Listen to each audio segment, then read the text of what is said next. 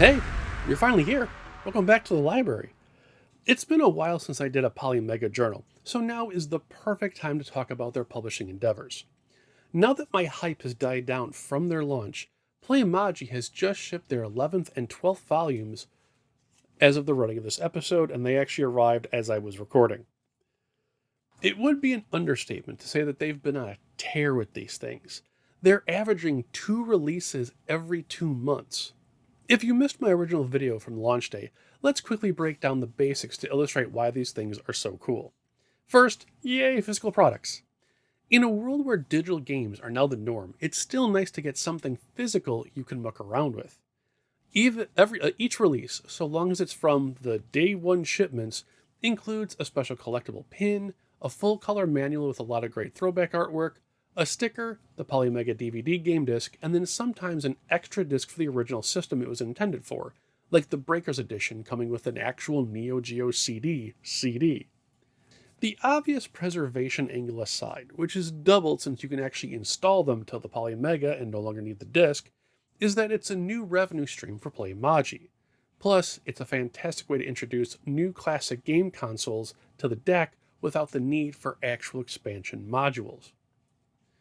Polymega Collection introduces the arcade, Atari 2600, Atari Lynx, and Atari Jaguar to the family of potential console offerings.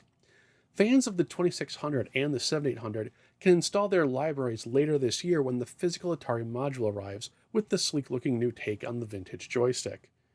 It really does look pretty cool. With that refresh out of the way, let's jump into the individual volumes to see how the library is doing so far. Volume 1, Asteroids.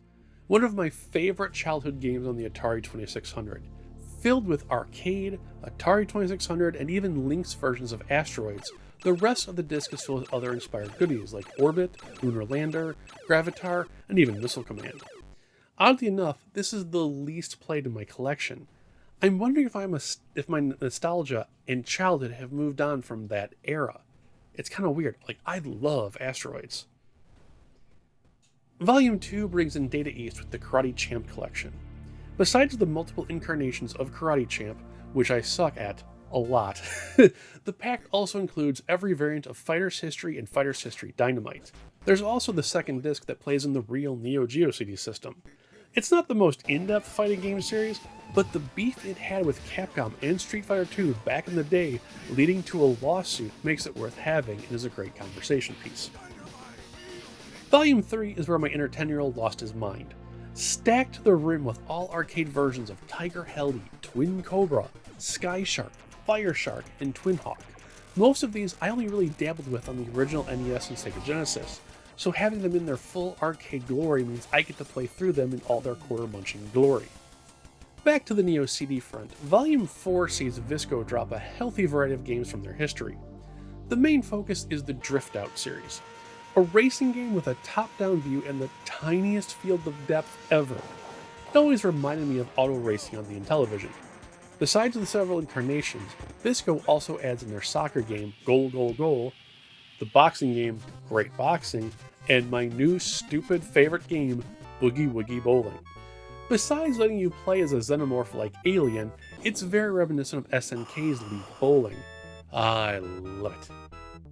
Volume 5, my lucky number, sadly didn't create my favorite release, which is Bad Dudes and Two Crew Dudes. This covers arcade and various console releases from all sides of the pond. I will say this, it's the first disc that I played through both arcade games on launch week. I'd never bothered on the NES or the Genesis, so that was an interesting run through. But man, I really don't like Two Crew Dudes. Its release partner in Volume 6 sees Heavy Barrel and Thunder Zone. Heavy Barrel was one of the NES games that was always fun to play, but the arcade game is so much closer to another favorite of mine, Akari Warriors. Already played through quite gleefully, and its sister game on the disc is Thunder Zone, or Desert Assault as it's called in America. One of the most hilariously American cliches put to a ROM board. It's just explosions and bazookas and cliche enemy types as far as you can see.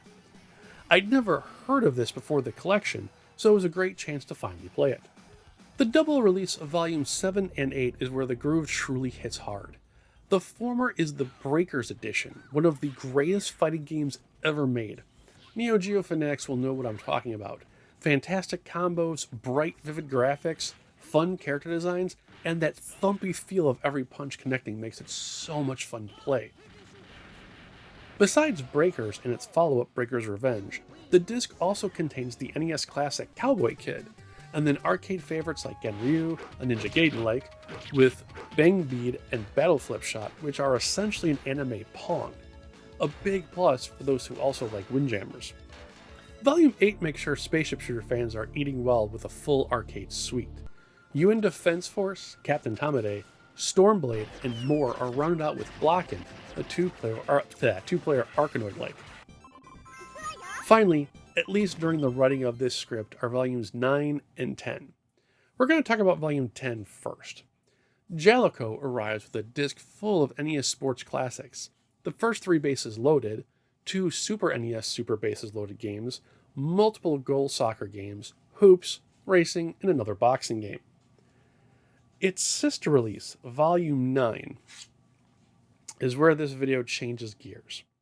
If you notice, there's no B-roll during this discussion. It's because something happened during the install process of this one. I looked over to see the Polymega screen blink, only to then see this pop up. A corrupted database. Regretfully, after multiple attempts to resuscitate her, the Polymega is still on the fritz. From what I can tell, outside of someone at Playmaji sorting it out, the only fix would have been to be a complete format, but even the process to do that isn't working. And I would have to reinstall over 2,000 games. Now, I've been in contact with Playmaji, who has been very kind and quick in their response. I have no issues there. I'm actually waiting for the second reply to see how we proceed in saving the system. The situation brings up a secondary concern. With all these great games and the preservation that goes into them, some of which have never been brought to a home console before, it's just as important to be able to preserve the systems they're played on.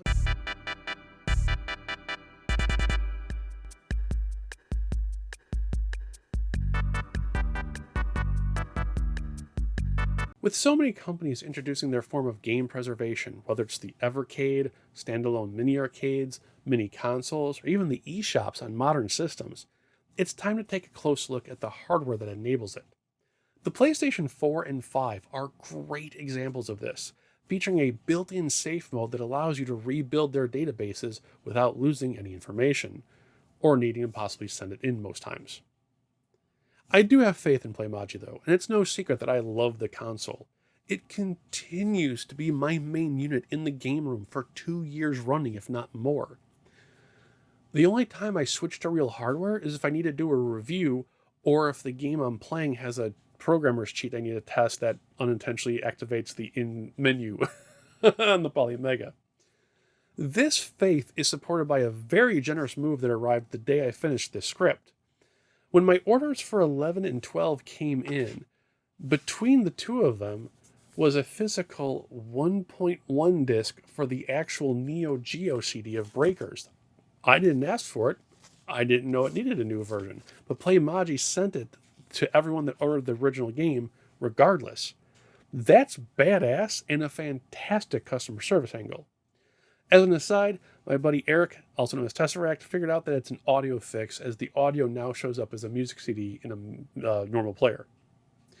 All that said, Playmaji's publishing journey, the focus of this video, is one to be happy about. Like Blaze with their Evercade library, games previously only available to us via ports or unofficial emulation are finally coming home, legally. Playmaji is proving that their willingness to go for that extra deep dive, as well as swim in legendary titles of long ago. There's plenty of diversity in the genre selection, if perhaps a bit too scattered in their console generations. My only real criticism is that it's time for them to branch out in any way they can. Evercade proved you don't need a CD to run PlayStation games, and there's more to history than just Jalico and Data East. If they can start forming partnerships with Sega, Capcom, Konami, and even Namco, their excellent shooter collection would be flanked by history's greatest fighting games, multiplayer quarter crunchers, and console originals. There's so much more to come, including light guns, any day now. New game releases, new modules, and new consoles being supported digitally, it's a great time to have a Polymega, so long as it's up and running. That does it for me, guys. If you have any questions, let me know. I will see you next episode, hopefully with more PlayStation goodies. Be safe. Take care.